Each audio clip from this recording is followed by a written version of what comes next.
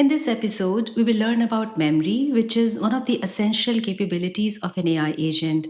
Memory enables maintaining continuity and intelligent behavior in agents by retaining relevant context, past decisions, user preferences, and execution history. This helps agents to build upon previous experiences rather than starting from scratch every time. Continuity in agents is especially important when we have long running and multi step workflows, where an agent must remember what has already happened, what actions have been taken, and what outcomes have been observed so far.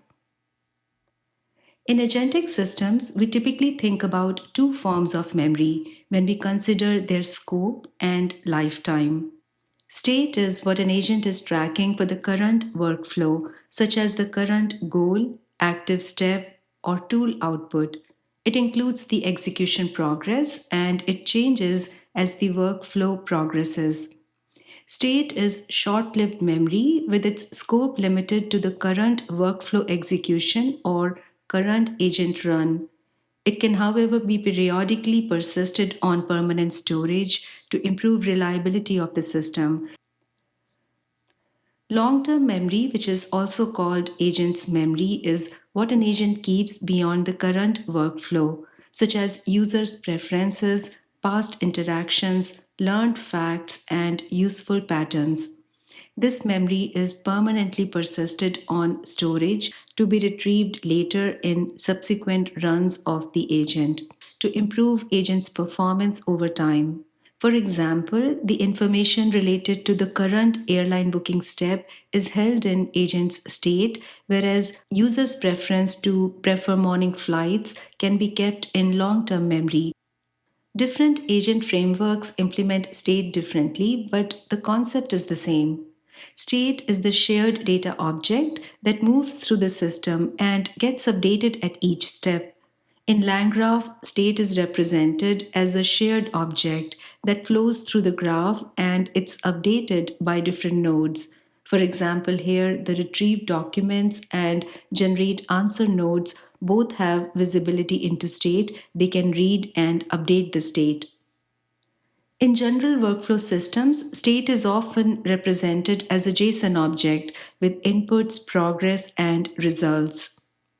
And in multi agent systems, where multiple agents must coordinate and hand off work to each other, state is often maintained as shared state using services such as Redis.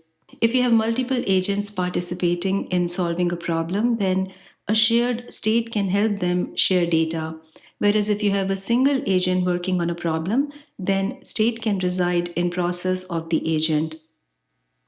The key point here is that state belongs to the current run of the agent. It's not long term memory, although it can be persisted on permanent storage, but that's for reliability of the agent so that it can resume from the last stable state where the error happened. Another way you can classify agentic memory is by the role that it plays.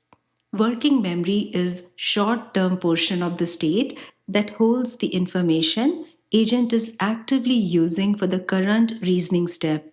For example, the current user message, the few recent turns of dialogue, and the latest tool output that will be sent to the large language model in its prompt. Working memory lives inside the broader state object, but it is only a subset of the state. The rest of the state can include information from the previous steps, any bookkeeping information such as retry counters, logs, etc.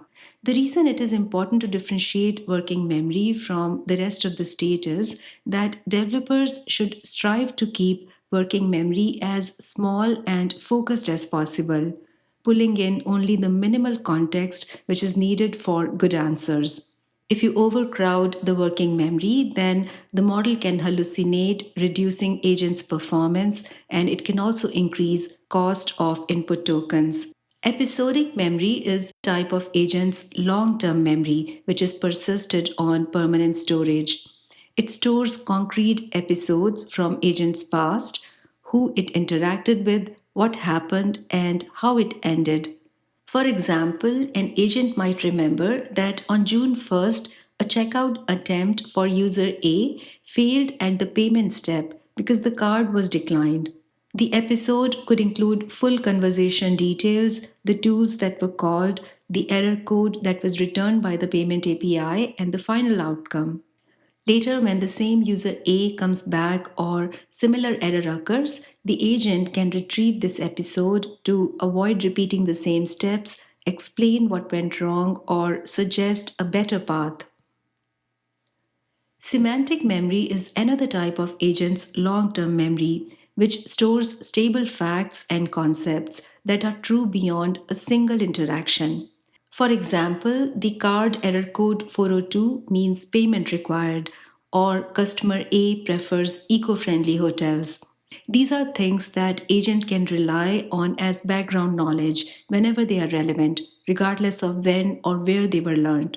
While episodic memory remembers specific time, user, or outcome, semantic memory keeps the general rule or fact that can be applied across many situations. Often, episodic memories are later distilled into semantic memories. For example, after several episodes of user A picking eco friendly hotels, the system can promote this pattern into semantic fact that user A prefers eco friendly hotels. Procedural memory is another type of agent's long term memory which stores how to do things. For example, it can encode a multi step refund process, such as verify the order, check eligibility, calculate refund amount, call the payments API, and then send confirmation message. Unlike semantic memory, which knows what a refund is or what the rule says, procedural memory knows how to execute the step in the right order with the right tools and checks. External knowledge is separate from long term persistent agent memory. It refers to the outside system, such as RAG vector databases, APIs, CRMs, document stores, etc., that agent can query when needed to extract domain knowledge or context for the current business problem. Long term memory is agent's own knowledge that it retains from previous interactions, and it's maintained to help it retain its own experience. So it is different from external knowledge. Each memory type tends to use different storage pattern. Working memory is often cached or checkpointed in systems such as Redis or Object Store so that workflows can resume in case of failure. Episodic memory often fits the document stores such as MongoDB or DynamoDB, or it can also be stored in logs or time based storage. Semantic memory commonly uses vector databases for semantic search. It can also be stored in knowledge graphs or fact stores. Procedural memory often fits structured systems such as relational databases or version controlled repositories.